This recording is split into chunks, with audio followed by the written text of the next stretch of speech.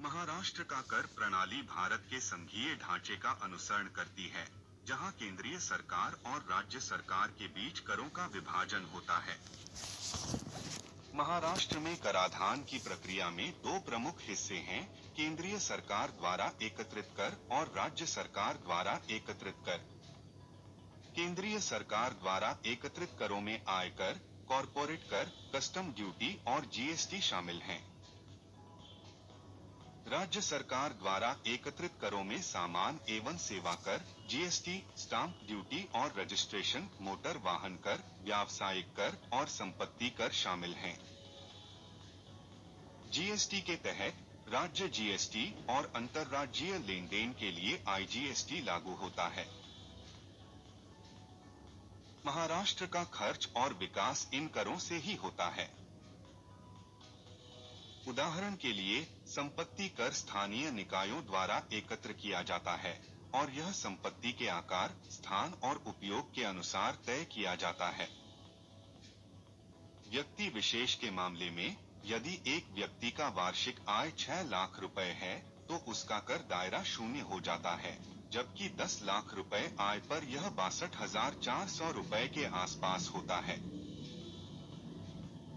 व्यावसायिक कर हर महीने की आय पर निर्भर करता है और अधिकतम 2,500 रुपए प्रति वर्ष हो सकता है। अगर हम मान लें कि 75% लोग कर चुका रहे हैं, तो महाराष्ट्र की कुल जनसंख्या लगभग 12.5 करोड़ है। इसमें से लगभग 9.38 करोड़ लोग कर चुकाते हैं। यदि हम मानते हैं कि एक व्यक्ति औसतन 25,000 रुपए प्रति वर्ष कर चुका रहा है, तो कुल कर संग्रह लगभग 22,500 करोड़ रुपए होगा। इस धन से राज्य के विकास कार्य, स्वास्थ्य और शिक्षा पर व्यय किया जाता है, जो कि राज्य के आर्थिक।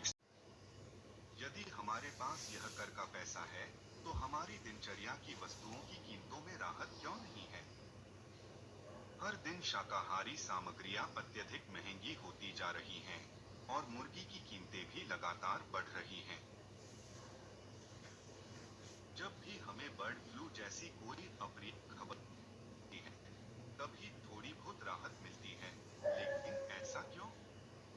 हम जिस सोने के लिए कल कीमत पूछते हैं, वह अगले दिन फिर से महंगा हो जाता है।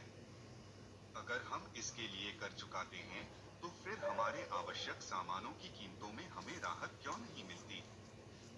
क्या भविष्य में हमारी मदद का कोई इंतजाम है, या फिर केवल करों के नाम पर हम सरकार को एक तरह से फिरौती दे रहे हैं, ताकि वे अपनी जेबें भर सकें और हमारे देश में और अधिक शक्तिशाली हो सकें? अगर हमें कर चुकाने का कोई लाभ होता है, तो फिर हम इसे क्यों नहीं चुकाएंगे? अगर सभी तरह से हमें राहत मिलती है, तो यह हमारे लोगों और हमारे देश के लिए भी लाभकारी हो सकता है। इस बाबत हम एक ऐसा समाज बनाने का सपना देख सकते हैं, जहां टैक्स का उपयोग हमारे ही भले के लिए किया जाए। हमें चाहिए कि सरकार हमारे करों का सही उपयोग करे और हमें रोजमर्रा की चीजों की कीमत में राहत दे। लोग इस मुद्दे पर एक साथ आ सकते हैं और आवाज उठा सकते हैं, ताकि हमारी आशाएं और अपेक्षाएं पूरी हों। हमें एकजुट होकर मांग करनी होगी कि सरकार हमारे करों का सही उपयोग करे, ताकि हर नागरिक को इसका लाभ मिल सके। अगर मेरे सभी दोस्त इस वीडियो को पसंद करते हैं, तो कृपया फॉलो और सब्सक्राइब करें और इस विषय पर और जानकारी